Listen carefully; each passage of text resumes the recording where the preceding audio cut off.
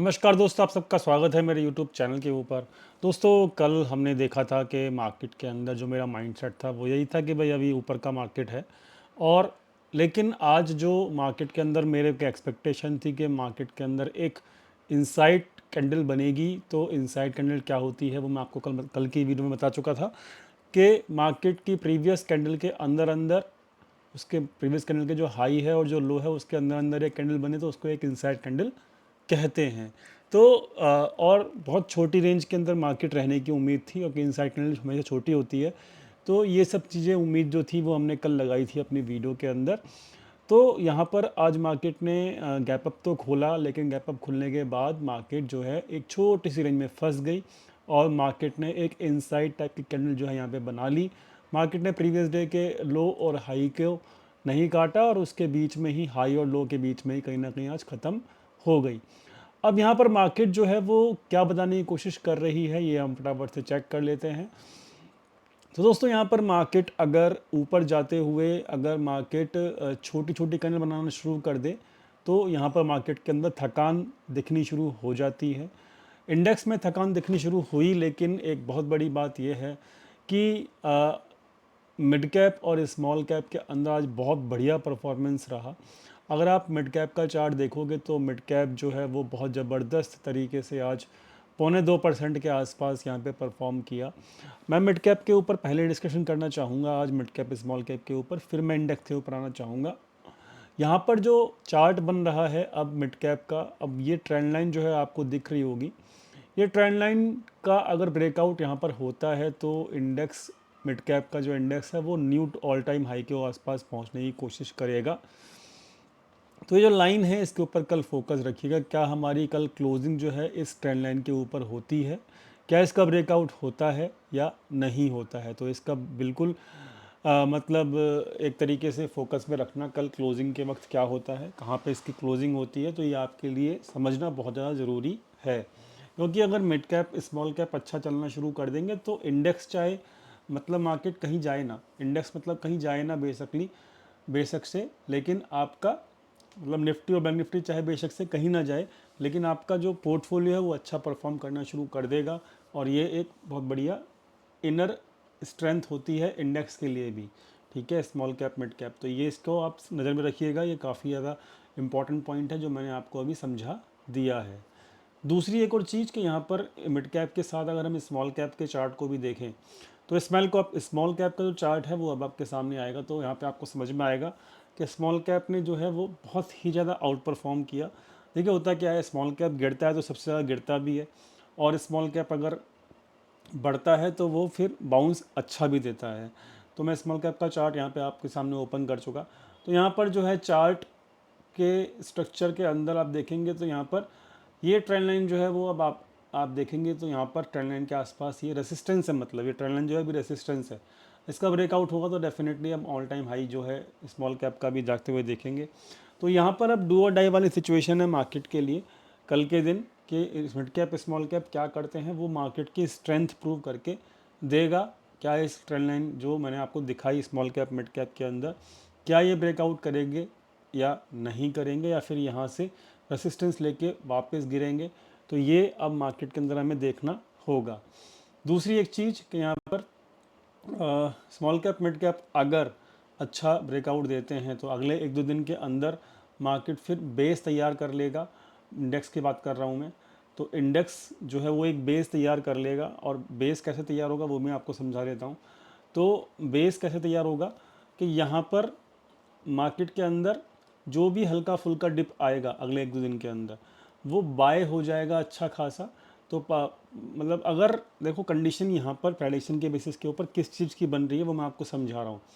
Small cap और mid cap अगर दोनों ब्रेकआउट देते हैं तब ये कंडीशन अप्लाई होगी। ठीक है, तो वो आपको देखना है। अगर ये ब्रेकआउट देते हैं तो कंडीशन कैसी अप्लाई होगी वो हम समझा देते हैं। यहाँ पर मार्केट ने ऊपर जाके एक नीचे झटका मारा, यहाँ पर बियर्स को फंसाया और ये खींच दिया।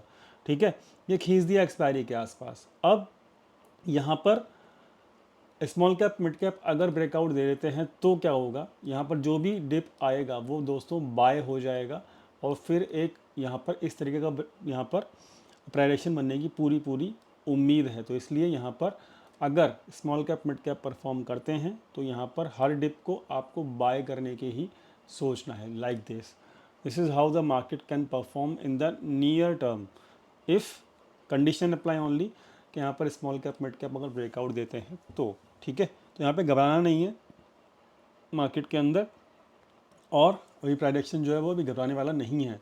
हाँ, डिप आ सकता है, एक दो दिन परफॉर्म शायद मार्केट ना करे, लेकिन और लेकिन अगर मिड कैप स्मॉल कैप साथ देते हैं ना तो वो बाय हो जाएगा जो भी डिप आएगा, और वो आपके लिए एक नई अपॉर्चुनिटी कहलाएगी।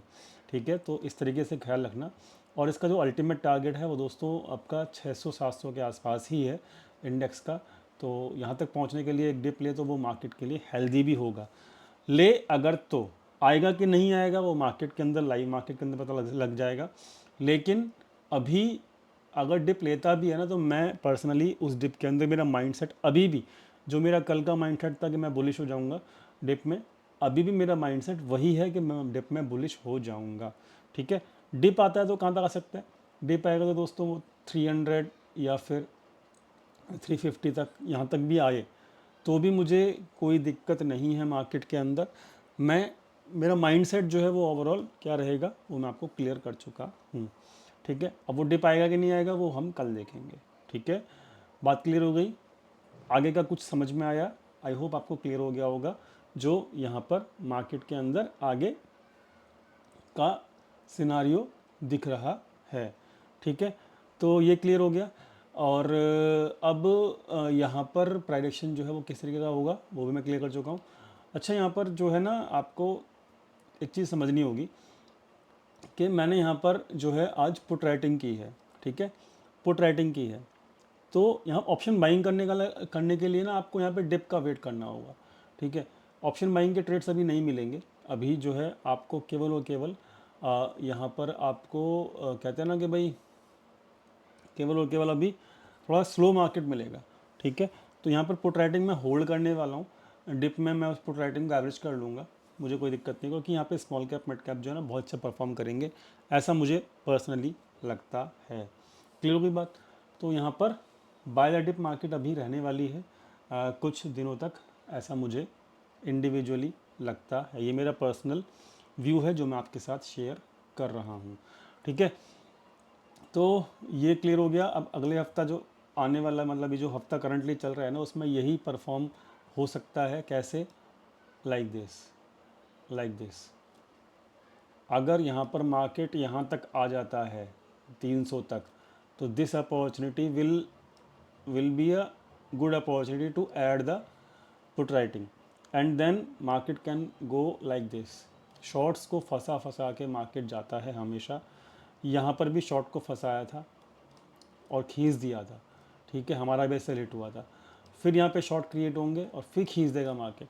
तो this is how the market can perform in the current week और in the next week. Clear हो गया बात? तो यहाँ पर ये चीज़ हमें समझनी होगी।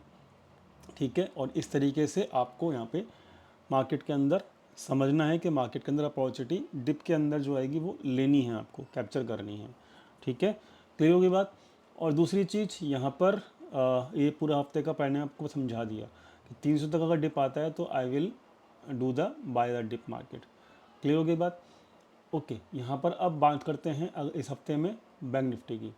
बैंक निफ्टी के अंदर भी सेम सिचुएशन आएगी। ठीक है, सेम सिचुएशन आएगी बैंक निफ्टी के अंदर भी। तो हम पहले चार्ट ओपन कर लेते हैं। बैंक निफ्टी का चार्ट ओपन हो गया। ठीक है, तो बैंक निफ्टी के अंदर भी सिचुएशन जो है वो सेम ही है। ज़्यादा मुझे इसमें कोई दिक्कत नहीं लग रही बैंक निफ्टी के अंदर, बल्कि बैंक निफ्टी मुझे ज़्यादा स्ट्रॉन्ग लगेगा अगर मार्केट में डिप आता है तो। ठीक है, तो डिप जो है वो बैंक निफ्टी में कहाँ तक आ सकता है? अब जो ये वाला लेवल है ना, जो पहले सपोर्ट का काम कर रहा था, अब सपोर्ट का काम ये वाला लेवल करेगा। ठीक है, 46,500 का।